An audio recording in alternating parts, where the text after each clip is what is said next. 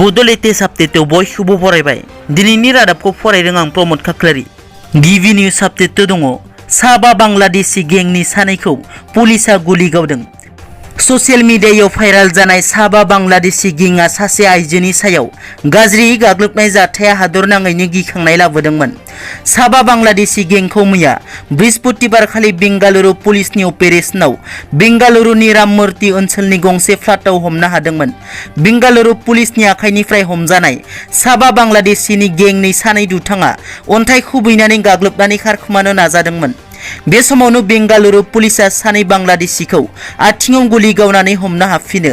खारखोमानो नाजानाय एबा बेंगालुरु पुलिसजों गावजानाय सानै बांलादेशीखौ हृदय बाबु आरो सागर होननानै सिनायथि होदों। बे गुलि गावनाय जाथाया दिनै फुंनि 6:30 समाव जायो।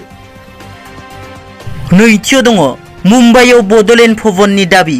बर'फोरा आसामावल' गैया, गुबुन गुबुन हादरसानि खना खनलायावबो जिउ खुंगासिनो दं। बेबादिनो मुम्बाइआव थानाय मुम्बाइ बर' एस'सिएशन एबा मुम्बाइ बर' गौथुमा मुम्बाइआव बड'लेण्ड भवननि थाखाय बिटिआरनि गाहाय खुंगिरिनिसिम आर'जलाइ गथायदों। मख'नो गोनांदि बे आफादखौ 2020 मायथाइयाव दाफुंनाय जादोंमोन। थामथियाव दङ कर'ना भाइरासनि गाग्लोबनायाव नक्सली कमान्डारनि जिउ खहा। नक्सली हान्जानि सोद्रोमाफोरनि गेजेराव कर'ना भाइरासनि गाग्लोबनाया गोसारनाय खौरां मोननाय जादों। कर'ना भाइरासनि गाग्लोबनायाव देहा फाहामसालियाव थिसनजानाय सासे कमान्डारनि जिउ खहा जायो। नक्सली कमान्डारखौ कर'ना भाइरासनि फाहामथाय होनो साथाम सोद्रोमाफोरा देहा फाहामसालियाव थिसननानै थांदोंमोन।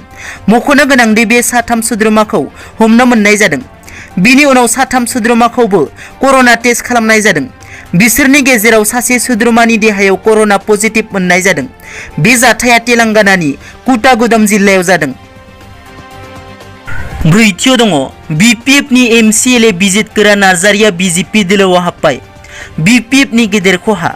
बाक्सा जिल्लानि बेन्दोंआव थानाय दरङाजुलि बियाबनि बिपिएफनि एमसिएलए थामहिनबा बिटिसिनि बारग' मावफुंगिरि सोद्रोमा बिजित गोरा नार्जारिया दिनै बिजेपि दोलोआव हाबबाय। आसाम बिजेपि दोलोनि आफादगिरि थामहिनबा केबिनेट मन्त्रि रन्जित कुमार दासनि नुजाथिनायाव दिनै बिजित गोरा नार्जारिया बिजेपि दोलोआव हाबदों।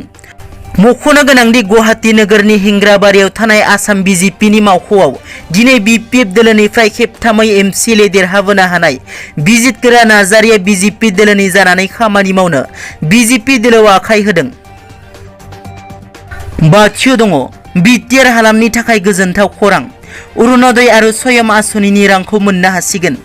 बिटिआर हालामाव अरुणोदय आसनि आरो स्वयं आसनिनि रांखौ होनायनि बिथांखि लादों।